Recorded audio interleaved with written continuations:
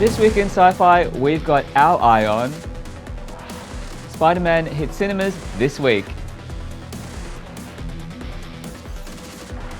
New details on hotly anticipated Sci-Fi. And get set for extermination this new year.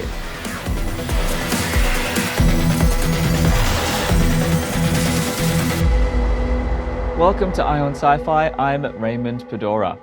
Spider-Man No Way Home hits Australian cinemas this week. In this film, Peter Parker asks Doctor Strange to help him make the world forget he's Spider-Man, but things go wrong, dragging bad guys in from alternate timelines. Playing around with the multiverse is hardly new to sci-fi or even comics, but it can be tricky. If Marvel has pulled it off, this movie should be a lot of fun. Spider-Man No Way Home releases on December 16. The People's Choice Awards have been announced, and it was an interesting night for sci-fi. Dune missed out on both Best Movie, which went to Black Widow, and Best Drama, which went to Cruella. Best TV Show went to Loki, although Best Sci-Fi Fantasy Series went to Lucifer. Most binge-worthy series went to Squid Game. Now, if that counts as sci-fi, then it was a good night for us, at least on the small screen. North American correspondent Christian Baines will join us later in the show to discuss the awards and what we can look forward to over the holidays. A teaser has been released for the Doctor Who New Year's Eve special, and the Daleks are back. The plot involves a time loop, so it looks like people are going to get zapped repeatedly, possibly even some of our favourite characters. So expect to be kept on the edge of your seat right up to the last exterminate. The special screens in Australia January 2 on the ABC. A new teaser has been dropped for the Halo TV series. While longer than the first teaser, it still doesn't give away much plot-wise, although we get a look at some of the characters and some quite spectacular shots. So definitely promising visually, but too early to tell if this will appeal to anyone who hasn't played the game. The series is expected on Paramount Plus sometime in 2022. And now to something that's not coming up anymore. Cowboy Bebop has been dropped by Netflix. The show made a bad first impression, and while later episodes got better, viewer numbers dropped sharply. That, combined with poor reviews, led Netflix to decide against a second season. In a recent interview, James Cameron gave some hints about what we can expect in the next Avatar movie. Time has passed on Pandora, and the miners are back. Jake and Neytiri, who have a family now, are forced to flee to a reef sanctuary. This film is one of a number planned, all watchable in their own right, but also forming part of a saga. Cameron has taken his time with the Avatar sequels and has even developed new technology to film the underwater scenes at the reef. The next Avatar movie is scheduled for release in Australia December 15, 2022. This week's poll asked if members were ready to go back to the cinema or if the lockdown jitters would keep them at home. It seems a majority are ready to head out for the big screen experience, which is the best way to see epics like Dune. To vote in polls and join discussions, sign up at ionsci-fi.com. Joining me now to discuss the latest from Hollywood is North American correspondent Christian Baines. Thanks for joining us, Christian. My pleasure, Raymond. Always good to be here. We've got a lot to catch up on, but we can't start without talking about Spider-Man No Way Home, the movie that's on everyone's lips. How is the excitement going over there?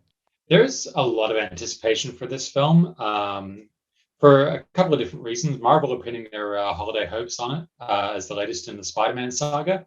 And from what I'm seeing, they're doing a couple of really smart things with it in terms of bringing back Alfred Molina as Doc Octopus. He, of course, is one of the most popular villains. He's from the what many regard as the best film in the franchise, which is Sam Raimi's Spider-Man 2.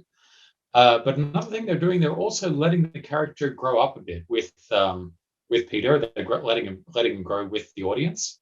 So we're anticipating a little bit of a darker Spider-Man this time out, a little bit more of an adult Spider-Man, and kind of trying something a little different and playing to a darker sensibility.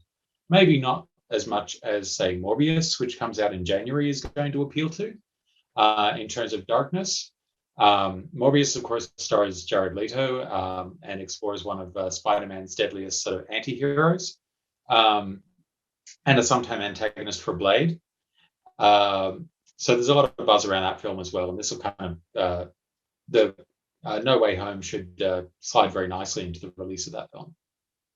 Now, it sounds like the people agree with you because the results of the People's Choice Awards, the standout winner, I would say, is Disney. But could you talk us through some of the accolades that the at Marvel picked up? Well, Marvel had a bit of a mixed night at the People's Choice Awards. They had some great successes, but they didn't get Best Sci-Fi Fantasy. That actually went to Lucifer, which is a little bit surprising that Lucifer beats out all three of the Marvel series, which have attracted so much buzz and so much talk all year. But then Lucifer has an extremely fervent fan base as well, and very, very vocal fans. There's a lot of loyalty to that show. And once you pledge to the devil, it's very hard to go back. In terms of their successes, Loki won Best TV Show and Best Male Star. And let's be honest, Tom Hiddleston makes that show, so there's not a lot else to be said there. But two other big successes they had, Shang-Chi took out Best Action Film, and Black Widow took out Best Film Overall and Best Female Action Movie Star. Best Female Movie Star overall for Scarlett Johansson. That one is a little bit of a surprise because you remember the release of Black Widow came right in the shadow of when COVID was at its worst, and when COVID lockdowns were at their most severe. In terms of cinema releases and so forth, there was a lot of uncertainty about it. It led to a legal action between Scarlett Johansson and Disney. So she's got to be feeling pretty vindicated after that win. So as much of a surprise as it does sort of seem to be, it is actually the most watched program on Disney Plus this year. So she's got to be happy with that. And it is a fun movie, so it's great to see it get some love, even if it is at the expense of Dune, which, if we're honest, Dune is all focused on the Oscars for this year anyway. It does have a very different look and feel to the Marvel Cinematic Universe, Dune. To an extent, I think Dune is like with as we mentioned last time with a lot of Denis Villeneuve's sci-fi films, they're pitched to the very adult audience. He's committed to that sort of slower, steadier pace of sci-fi, the Ridley Scott era, the 2001 and things like that. So it is a slightly different audience for sure. Now, keeping with the movies theme, The Matrix Resurrections is coming out very soon, this month, in fact. What's the buzz there? Because we know it's been a long time since any Matrix content whatsoever. So is there still that excitement that, the last movie saw? I am so excited for this one. But Lana Wachowski is back at the helm of the universe that made she and her sister stars in Hollywood as directors. Now we know that the film is set 20 years after the events of the Matrix Revolutions. We know that Neo and Trinity are returning. The characters are now living seemingly normal lives. They have no recollection of each other. So yay, it's a sequel, not a reboot. So now's probably a good time to go back and watch some of those old films. I think we are getting an IMAX re-release of The Matrix in the lead up to the film's release, which is very exciting. Finally, another thing that's really exciting about it is some of the Wachowski collaborators that are coming back. Fans of the cult series Sense8 on Netflix are very excited to see a number of their favorite stars coming back in smallish roles. We saw for the first time this week some images of Brian J. Smith's character. And they're coming back alongside some of the original stars, some big new names, including Jonathan Groff and Neil Patrick Harris. Christina Ricci is in there as well. So all around, this is the most exciting new sci-fi holiday release for me. Now, turning to TV now, there's some news around Cowboy Bebop. Could you talk us through what's just happened with that? Oh, arrived and then gone almost as soon as it arrived. Cowboy Bebop sadly has Netflix this week announced that it's been cancelled after one series. What can you say? Anime adaptations have been fraught to begin with in recent years. You consider Ghost in the Shell or Death Note. Maybe it's just a sensibility that is difficult to bring across to live action. But in either case, Cowboy Bebop, it does have that fervent cult fan base. But the response to the live action series, as much as there is a lot of excitement around John Cho in the lead role, always happy to see him on our screens.